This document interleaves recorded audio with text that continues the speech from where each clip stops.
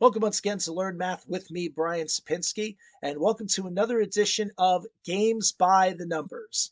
For this edition, we're doing something with a bit of international flair, if you will, because we're looking at a game that is currently being tested with audiences here in America.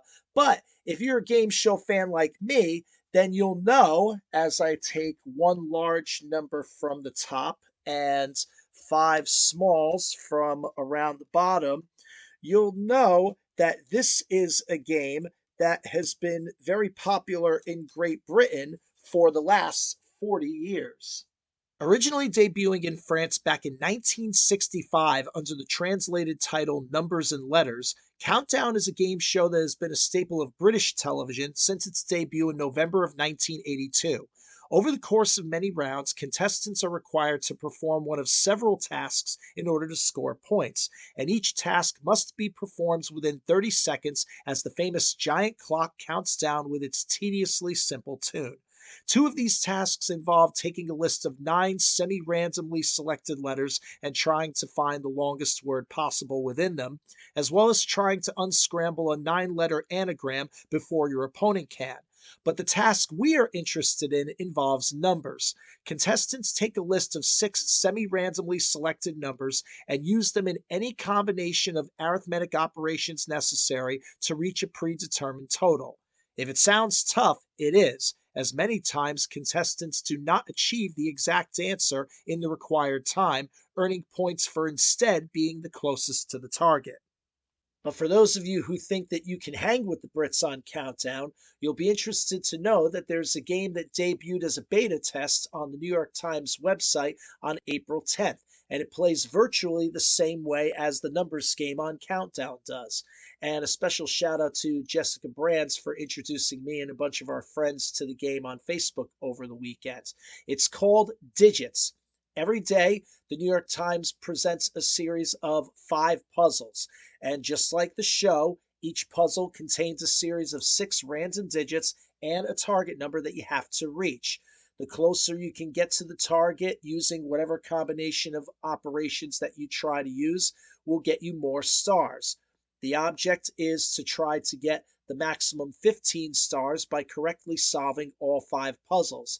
And the good news is, unlike the actual countdown, there's no time limit on how long you need to solve these. So you're free to experiment for as long as you like so that you can try to get the 3-star rating every single time. Here's an example of how it works.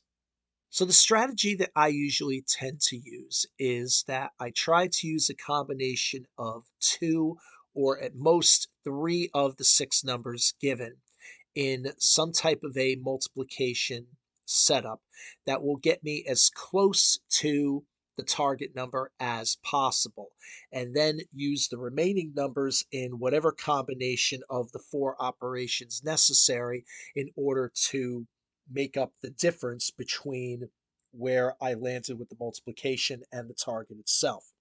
So, for instance, for this number 69, I started with 25 times 3, and that gave me 75. I then took 11 minus 5, and that gave me 6. And then I took the 75 minus the 6, and that gave me the target as I needed it to be.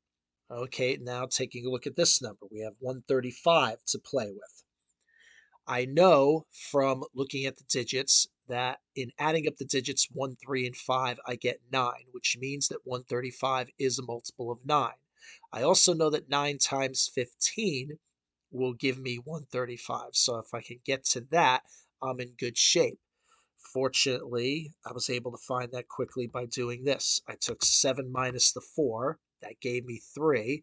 I then took that 3 and multiplied it by the other 3 to get 9. And there's my 9 and 15, and that gave me the 135 that I was looking for. 256 next. Okay, now this one I knew right away. 256 is 2 to the 8th power. So that means that I was looking for either a pair of 16s, I was looking for 32 times 8, 64 times 4, or whatever. But in looking at this set of numbers, I wasn't getting myself toward 16s of any kind. So that means I had to find another way to get there. I needed to play to my strategy again of trying to get as close to 256 as possible. The best that I was able to come up with was to get to 240 by doing 3 plus 9 to get me 12, and then 12 times the 20 to get me 240. And then once I saw the remaining numbers that I had, I saw how to get the 16 gap that I was looking for.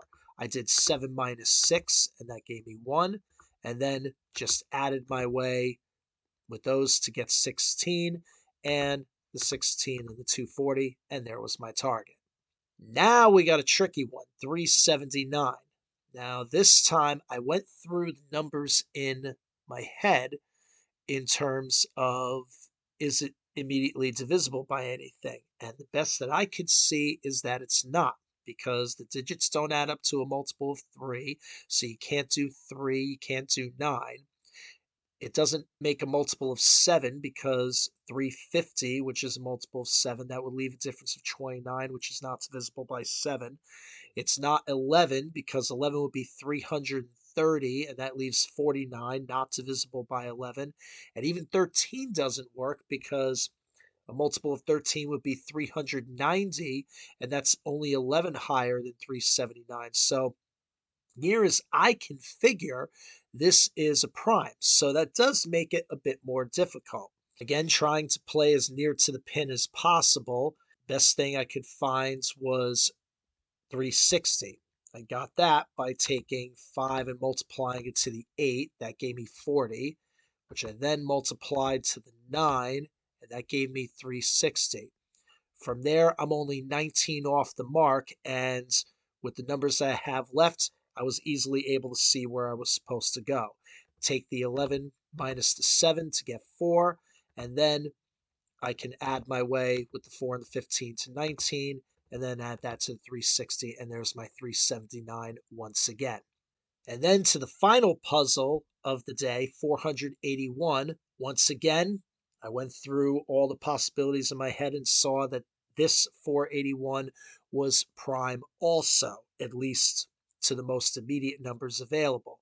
So once again, I had to try to figure out how to get to an easier number, which the easiest number for this is 480. And there are actually a couple pairs of numbers here that would subtract to give me 1 in order to get from 480 to 481. The question was which way to actually get there. Looking at the combinations, I ended up coming up with 18 times 25 in my experimentation and got to 450. I was then able to take the 450, add it to the 19. That got me to 469. And then I could see I was only 12 off the mark. And fortunately, there were two numbers that allowed me to make 12, taking 14 minus 2 to get the 12, which I could then add to the 469. I got my 481. And as a result, I got all 15 stars that were possible for the day. Not bad for my first try. So all in all, digits is an intense exercise as it really requires you to look deep into the core of the numbers that are laid out in front of you in each puzzle. But it's also a great way to train your brain and keep your basic math skills sharp. So why not give it a try for yourself? Click on the link in the description below and have some fun with it. And let me know in the comments how you did your first time out once you're done with it. And once all of that is said and done, please, of course, support this channel by giving this video a thumbs up if you like it, share it around, and especially subscribe to the channel for more math lessons and games coming very soon. And don't forget to also follow me on Twitter for some of the other shenanigans that I have going on there as well. Until next time, I'm Brian Sapinski. Take care and happy gaming.